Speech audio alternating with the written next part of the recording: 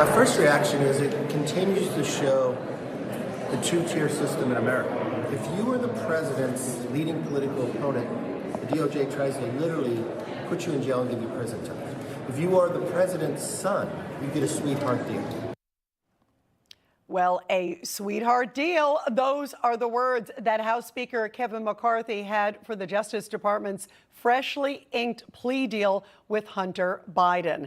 Under the deal, the first son will avoid any jail time by pleading guilty to 2 misdemeanor tax crimes and entering a criminal diversion program to resolve a separate gun charge. So did Hunter get a pass from his father's Justice Department? And we're also going to talk about the stunning allegations from the IRS whistleblower, too. Let's bring in former acting Attorney General Matt Whitaker.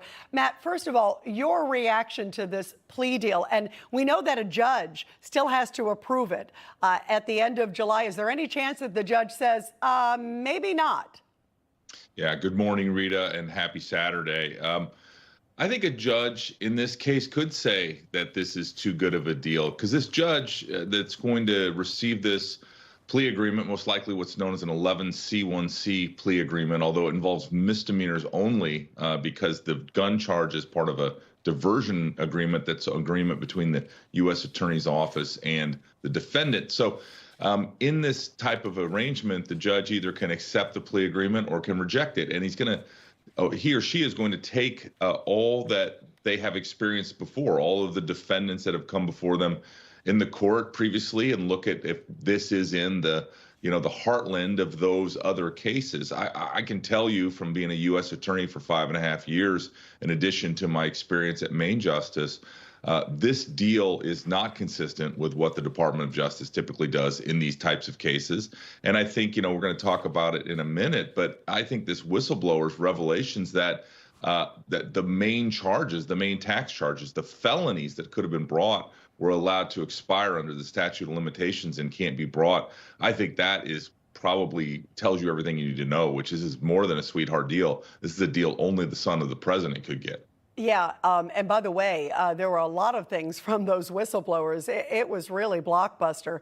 And part of the reason, as you point out, that maybe Hunter got such a generous offer from the Biden Department of Justice is basically that those IRS whistleblowers said that the DOJ repeatedly interfered in the Hunter Biden case, allowing the statute of limitations and many other things. Here's just some of the comments from the House Ways and Means Chairman, Congressman Jason Smith, and he learned what some of the prosecutors were up to. Watch this. They were going to bring forth a search warrant for one of Hunter Biden's storage units where he was supposedly storing a lot of information in Northern Virginia. But some of the folks at the Department of Justice let his legal defense team know that they were planning to do that search warrant. That is amazing. Tipping off about a search warrant that's supposed to be a surprise. You just talked about allowing the statute of limitations. The list goes on and on. Matt, your reaction?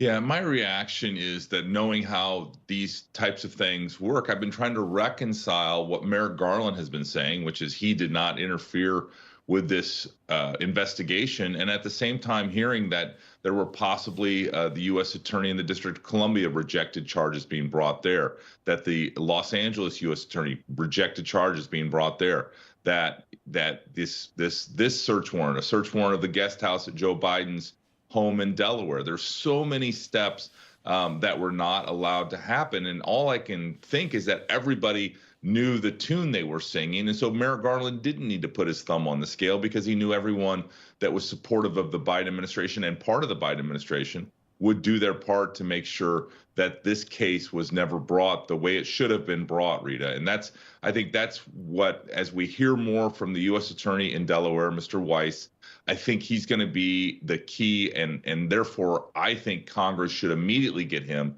in front of them and to hear what was and what wasn't done in this investigation. Because again, this is extraordinary for this type of plea deal to be done based on all the facts as we know it, including what's on the laptop. Yeah, absolutely stunning. I agree. Somebody's not telling the truth, and they need to get put under oath to resolve this, because we're hearing so many different stories. And this whistleblower, Gary Shapley, in fact, seems very credible. I mean, he's at the IRS, and he's a senior position. He was in the room during these meetings. The big thing, real quick, I want to get your reaction on, Matt, is this WhatsApp message. This is really a stunner.